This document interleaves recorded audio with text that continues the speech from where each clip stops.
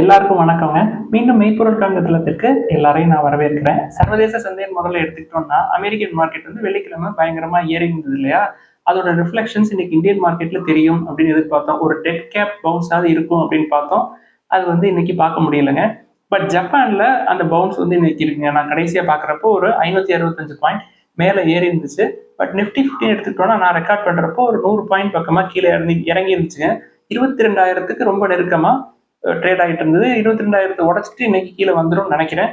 Bank நிஃப்டியும் வந்து கீழே இறங்கி இருந்ததுங்க. தங்கம் எடுத்துக்கிட்டோம்னா இன்னைக்கு அப்டேட் ஆகல ரேட்டு, பட் குறைஞ்சிருக்கும்னு நினைக்கிறேன். ஒரு போன வாரத்தில் ஒரு 100 ரூபாய்க்கு பக்கமாக குறைஞ்சிருந்தது. கன்சிடர் பண்ணுறதுக்கு இன்னைக்கு ஆப்பர்ச்சுனிட்டி கிடைச்சிருக்கும். 8,000க்கு கீழே தான் இருக்கு. 22 கேரட் கோல்டு பெர் கிராம் 7,940 இருக்குங்க. அமெரிக்க டாலருக்கு நிகரான இந்திய ரூபாயோட மதிப்பு தொடர்ந்து சரிவிலேயே தான் இருக்கு. இப்போ நான் கடைசியாக பார்த்தப்ப 87.36 இந்திய ரூபாயா இருக்குங்க ஒரு யூஎஸ் டாலர். பிரெண்ட் க்ரூடுன்னு எடுத்துக்கிட்டீங்கன்னா ஃபிளாட்டாக தான் இருக்கு. 73.20 யூஎஸ் டாலர் ஒரு பேரல் 159 லிட்டர். அடுத்த அப்டேட்னு பார்த்துட்டோம்னா ஃபர்ஸ்ட் டெஸ்லா வந்து இந்தியாவில் வருகை அப்படின்றது உறுதியாயிடுச்சுங்க. மும்பையில தான் அவங்களோட ஃபர்ஸ்ட் ஷோரூம் வரப்போகுது.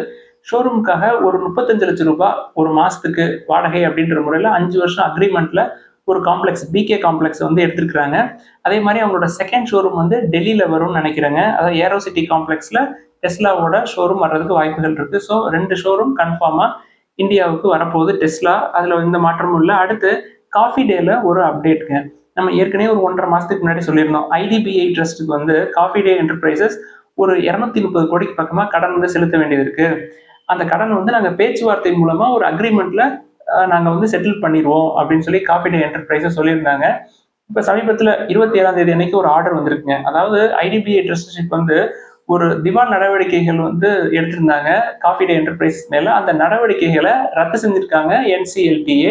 அடுத்து டாடா கெமிக்கல்ஸ்ல ஒரு அப்டேட்டுங்க. பழைய அப்டேட் தான், ரொம்ப காலத்துக்கு முன்னாடி நடந்தது. எனக்கு சமீபத்தில் நம்மளுடைய நண்பர் ஒருத்தர் கமெண்ட் செக்ஷன்ல எழுதியிருந்தாங்க. அதை நான் எல்லாருக்கும் ஷேர் பண்ணிடுறேன்.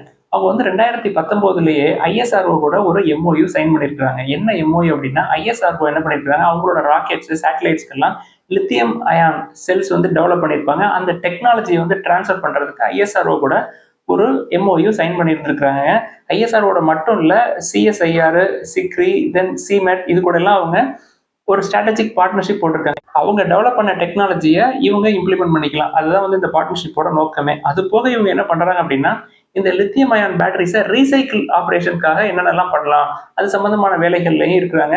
மெட்டல்ஸ் அப்படின்னு எடுத்தீங்கன்னா லித்தியம், நிக்கல், மேங்கனீஸ் இது எல்லாமே யூஸ் பண்ணி யூஸ்டு மெட்டல்ஸ் வந்து எப்படி ரீசைக்கிள் பண்ணலாம், திருப்பி ரீபியூரிஃபை பண்றதுக்கு என்னென்ன ஆப்ஷன்ஸ், அதெல்லாம் ஒரு சைடு போயிட்டு இருக்குங்க. ஸோ இப்போதைக்கு டாடா கெமிக்கல்ஸை பொறுத்த வரைக்கும் லித்தியம் அயான் ஒரு சைடு இருக்கு, தென் சோடியம் பைகார்பனேட் அதாவது ஃபார்மாவுக்கு தேவையான கெமிக்கல்ஸ், தென் சோடா ஆஷ் பிசினஸ் அப்படின்னு சொல்லிட்டு 3 ஸ்ட்ராங்கான பிசினஸ் இருக்குங்க. கம்பெனி வந்து இப்போ டிஸ்கவுண்டட் பிரைஸ்ல இருக்கு. அடுத்து என்சிசி லிமிடெட்ல ஒரு அப்டேட்டுங்க. சமீபத்தில் ஒரு நண்பர் கூட கேட்டிருந்தாருங்க, நல்ல வேல்யூவேஷன்ல இருக்கே சார் அப்படின்னு சொல்லி கேட்டிருந்தாங்க. இப்போ இந்த டிரான்ஸ்போர்டேஷன் இன்ஃப்ராஸ்ட்ரக்சர்ல ஸ்டேட் கவர்மெண்ட்ல இருந்து ஒரு ஆர்டர் வந்திருக்குங்க. ஆர்டர் புக் வந்து ஒரு 220 கோடி ரூபாய். இதை வந்து ஒரு 36 மந்த்ல எக்ஸிக்யூட் பண்ணணும் என்சிசி. என்சிசியை பொறுத்த வரைக்கும் வேல்யூவேஷன்ஸ் பார்த்தோம்னா பிரைஸ் டு புக் 1.60, தென் பிஇன்னு பார்த்தோம்னா 13.6ல இருக்குங்க. நம்ம கன்ஸ்ட்ரக்ஷன் சைட் போறதில்லை அப்படின்னாலும் கன்ஸ்ட்ரக்ஷன் சைடு விருப்பம் உள்ளவர்கள் இந்த மாதிரி வேல்யூவேஷன்ஸ் நல்லா இருக்கிறதா பார்த்து உள்ள போறது உங்களுக்கு சேஃப்ங்க. ஏன் அப்படின்னா இப்போ ஒரு 45% கீழே விழுந்திருக்கு 6 மந்த்ஸ்ல. இப்போ நீங்க என்டர் ஆகணும் அப்படின்னு நினைச்சீங்கன்னா அட்லீஸ்ட் இந்த பிரைஸ் டு புக் வந்து 1.5க்கு கீழே வர்ற வரைக்கும் வெயிட் பண்ணி உள்ள போறது நல்லதுங்க. இதுல இன்னொரு முக்கியமான விஷயம் நீங்க தெரிஞ்சுக்க வேண்டியது, எஃப்ஐஐஸ் தொடர்ந்து வித்துக்கிட்டே இருக்கிறாங்க. இந்த கம்பெனியை பொறுத்த வரைக்கும் கேர்ஃபுல்லா இருங்க. அடுத்து எல்என்டில ஒரு அப்டேட்டுங்க. அதாவது LNT energy hydro carbon, LNT offshore, இது ரெண்டையுமே அதோட பேரண்ட் கம்பெனியோட மெர்ஜ் பண்றதுக்கு அப்ரூவல் வந்து கிடைச்சிருக்குங்க. அதோட எஃபெக்டிவ் டேட் வந்து March 1, 2025. நம்ம எல்என்டியை பத்தி ஏற்கனவே பார்த்தோம் இல்லையா, large cap construction, then BE வந்து 31, 32ல இருக்கு. ஸோ ஓவராலா மார்க்கெட் வந்து இன்னைக்கு இறங்க தான் செஞ்சிருக்கு. அதாவது யூஎஸ் மார்க்கெட் வந்து இங்கே ரிஃப்ளெக்ட் ஆகல. இங்கேயும் செல்லிங் ப்ரெஷர் பயங்கரமா இருக்கு. ஸோ கன்ஸ்ட்ரக்ஷன் பிரியர்கள் வந்து இன்னும் எல்என்டி பயங்கரமா விழுறப்ப உங்களுக்கு வாய்ப்புகள் கிடைக்கும். அடுத்து ஃபெடரல் பேங்க்ல ஒரு அப்டேட்ங்க. 2 நாளைக்கு முன்னாடியே வந்துருச்சு, நம்ம டிஸ்கஸ் பண்ணல.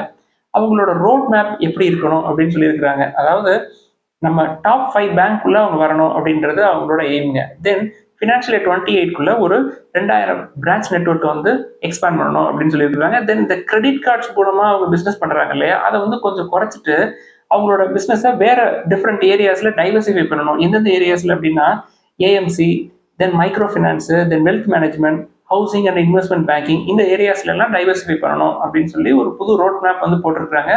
ஸோ கன்சிடர் பண்ற வேல்யூவேஷன் தாங்க இருக்கு. பிரைஸ் டு புக் 1.28 தான் இருக்கு. 175ல ட்ரேட் ஆகிட்டு இருக்குங்க. பிஇ வந்து 10.5, செக்டார் பிஇ விட கம்மியாக தான் இருக்கு. ஆக்சிஸ் பேங்கை கம்பேர் பண்ணீங்கன்னா ஆக்சிஸ் பேங்கை விட நல்ல வேல்யூவேஷன்ஸ்ல இருக்குங்க.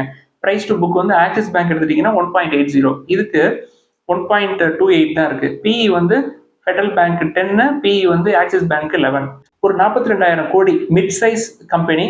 சூன் இன்னொரு ஃபினான்ஷியல் இயர் 28ன்னு சொல்லியிருக்காங்களே, ஃபினான்ஷியல் 28ல இது கண்டிப்பா ஒரு லார்ஜ் கேப் 1 லட்சம் கோடிக்கு மேல போறதுக்கு வாய்ப்புகள் நிறைய இருக்குங்க.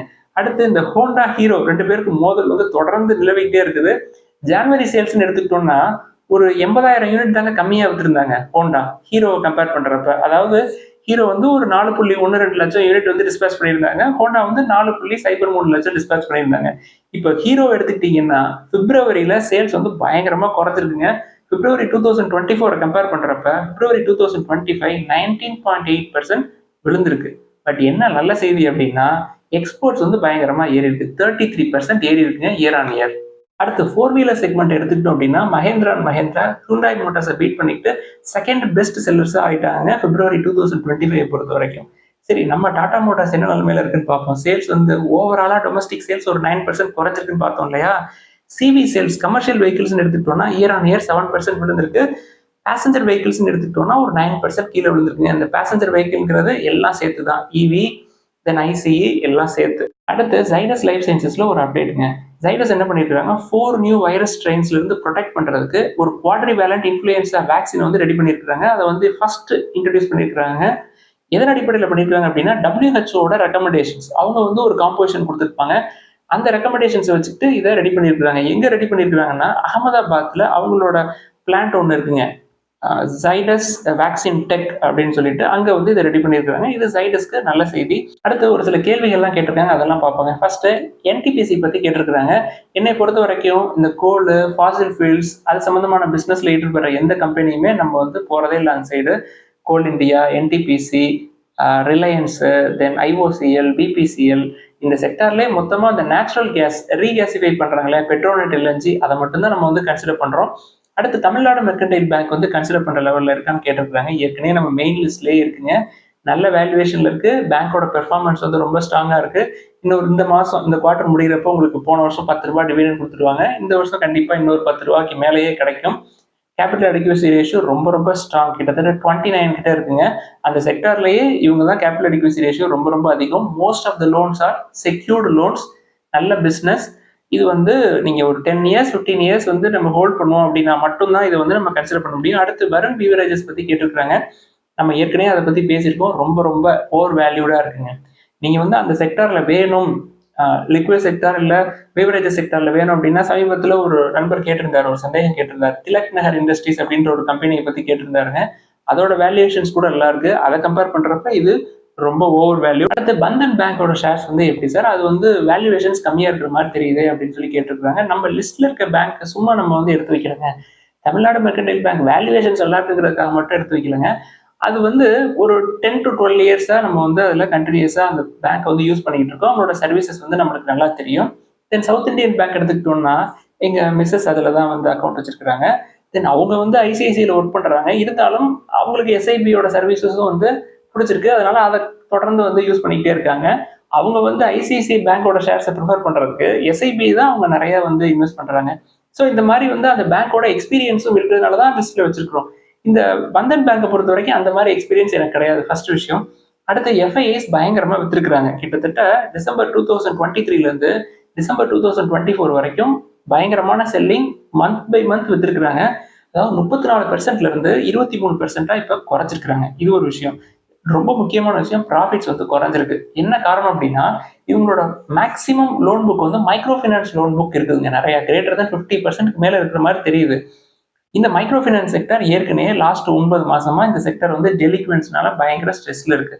ஸோ அது வந்து இங்கேயே ரிஃப்ளெக்ட் ஆயிருக்கு. ஸோ இந்த செக்டர் மைக்ரோ ஃபைனான்ஸ் இண்டஸ்ட்ரி அப்படின்றது சரியாகிறதுக்கு இன்னொரு 1 வருஷம் 2 வருஷம் ஆகுங்க.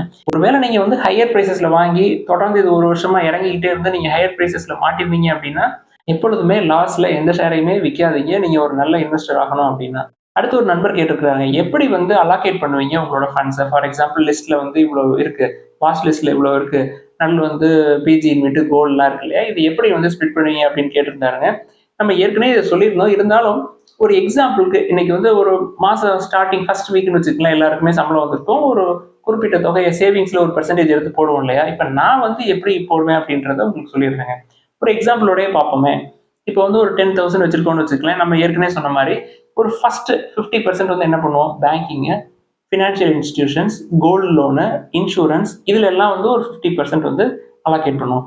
தென் ரைட் சைடில் ஒரு 25% வந்து கோல்டுக்கும் பிஜி யூனிட்டுக்கும். இப்போ பிஜி யூனிட்டுக்கு பதிலாக நீங்கள் பாண்டை வந்து சேர்த்துக்கலாம். ஸோ நான் வந்து என்ன பண்ணுவேன், பெரும்பாலும் கோல்டும் பிஜி யூனிட்டும் ஒரு 25% ஊற்றி விட்டுருவேன். நடுவில் ஒரு 25% தான் வந்து auto, pharma, IT, chemicals, energy, FMCG, இதில் எது இப்போ நான் வந்து கன்சிடர் பண்ணுறப்ப எது சீப்பாக இருக்கோ அதில் தூக்கி போட்டுருவேன். இப்போ எக்ஸாம்பிளுக்கு இன்னைக்கு ஒரு 10,000 எடுத்துக்கோமே, சிம்பிளாக 10,000ல ஃபர்ஸ்ட் 50%, 5,000 வந்து நான் கன்சிடர் பண்றப்ப, ஃபார் எக்ஸாம்பிள் இன்னைக்கு வந்து இண்டஸ்இண்ட் வந்து ஒரு 950 ரூபா அப்படின்னா இண்டஸ்இண்ட் 1, தென் டிஎம்பியில் ஒரு 2 எடுத்தோம்னா ஒரு 800 ரூபா வரும், தென் ஸ்டார் ஹெல்த்ல ஒரு 2 எடுத்தோம்னா ஒரு 750 ரூபா வரும், தென் சவுத் இந்தியன் பேங்க்ல ஒரு 10 எடுத்தோம்னா ஒரு 240 ரூபா வரும், ஐடிஎஃப்சியில் ஒரு 10 எடுத்தோம்னா ஒரு 600 ரூபா வரும், ஃபெடரல் பேங்க்ல ஒரு 5 எடுத்தோம்னா ஒரு 875 ரூபா வரும், மணப்புரம் ஒரு 2 வாங்கினேன் அப்படின்னா ஒரு 400 ரூபா வரும், தென் கர்நாடகா பேங்க் ஒரு 3 வாங்கினேன்னா ஒரு 450 ரூபா வரும்.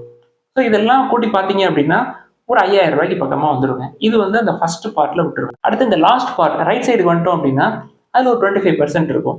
அதில் கோல்டும் பிஜி யூனிட்டும்.